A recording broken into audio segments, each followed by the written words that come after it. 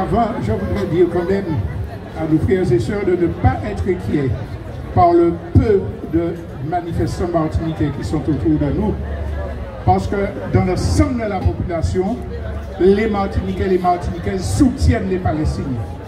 Nous connaissons les conditions de vie, nous connaissons le poids des traditions qui expliquent qu'ils ne viennent pas. Mais peut-être qu'il nous faudrait leur rappeler que dans les cantiques qu'ils chantent, je l'avais dit l'autre fois, ils répètent quand Dieu naquit à Noël en la Palestine. Ça doit leur rappeler qu'il y a un pays qu'on appelle Palestine qui est occupé, qui est massacré et que nous devons défendre. C'est là que je vais vous lire la déclaration du CNCP. Rarement la sauvagerie n'a atteint un tel niveau dans un monde qui se prétend moderne et civilisé. Nous sommes en 2003, au 21e siècle, et soi-disant, pour se venger de l'attaque subie le 7 octobre, l'armée d'occupation sioniste a déclenché une énième agression visant à exterminer le peuple palestinien. Cette fois, la barbarie dépasse toutes les limites. Elle est d'essence nazie. Hitler avait sa solution finale pour éliminer les Juifs. Netanyahou a sa solution finale pour éliminer les Palestiniens. Hitler avait son ghetto de Varsovie.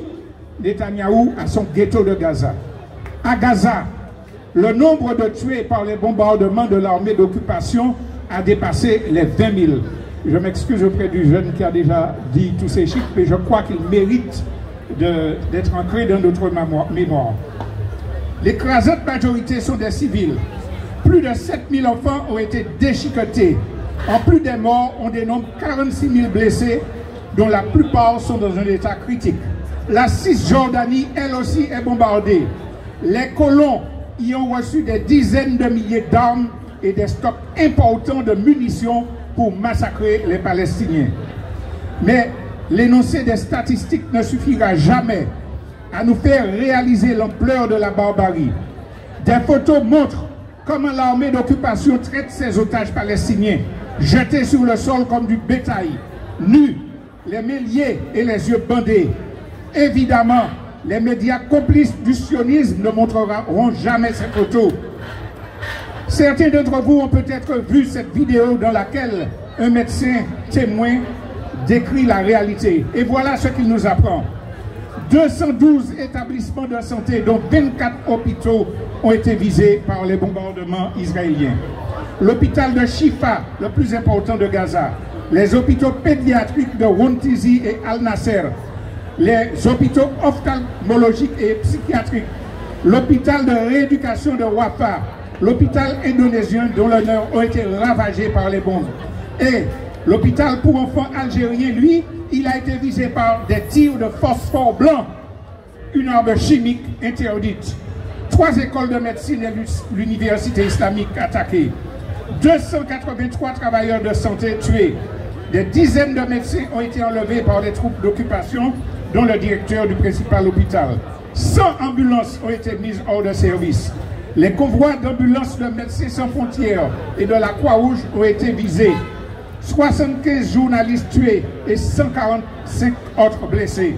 133 membres du personnel de l'ONU ont été tués. Israël mène également son entreprise d'extermination au moyen d'un blocus criminel, n'autorisant les passages d'aide humanitaire qu'au compte-gouttes. Les agresseurs privent la population de nourriture, de médicaments, de l'essence nécessaire aux hôpitaux et aux ambulances. La prise en charge des blessés est rendue impossible. Certains sont soignés à même le sol. Des enfants ont dû être amputés sans anesthésie. Des patients meurent parce qu'ils ne peuvent être pris en charge. Et de nombreuses épidémies se développent. Alors oui, nous avons le droit d'être en colère. Nous avons le droit d'être en colère contre la clique de pays impérialistes occidentaux qui s'autoproclament communauté internationale, qui ne prend aucune mesure pour sanctionner les attaques massives au droit international et les crimes contre l'humanité commis par l'armée d'occupation israélienne.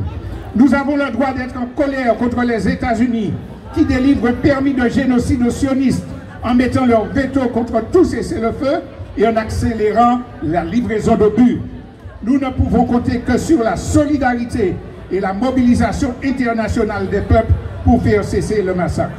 Notre devoir est de nous mobiliser pour imposer que cessez-le-feu soit décrété, pour que l'État palestinien redevienne une réalité, pour que le retour des réfugiés sur leur terre soit possible et aussi pour que les responsables des crimes contre l'humanité soient poursuivis et condamnés. Récemment, une amie palestinienne qui n'est pas loin me faisait part de ses doutes quant à la possibilité d'atteindre cet objectif. Il est normal qu'on puisse douter. La puissance des États-Unis et de leurs alliés, la capacité de destruction des nazis israéliens semble insurmontable. Mais si nous regardons la situation à travers les yeux de l'histoire longue, ces doutes laisseront assurément place à la certitude de la défaite des barbares et à la victoire de l'humanité. Ce qui se passe aujourd'hui à Gaza peut constituer le tournant annonciateur de la défaite à venir des barbares. Le jusqu'au boutisme des dirigeants israéliens a obligé les impérialistes occidentaux à se démasquer. Leur politique de 2 poids 2 mesures est devenue évidente pour la grande majorité de l'opinion et ils sont largement discrédités. La puissance du soutien au peuple palestinien qui s'exprime sur tous les continents, en particulier aux États-Unis et en Europe, en témoigne. Renforçons notre soutien au peuple palestinien et à son admirable résistance et l'horizon de la victoire s'ouvrira devant lui. Alors, aux côtés de tous les peuples du monde, nous disons halte au massacre, cessez le feu immédiat, Israël assassin, Palestine vaincra. Vive la solidarité Martinique-Palestine. Merci beaucoup.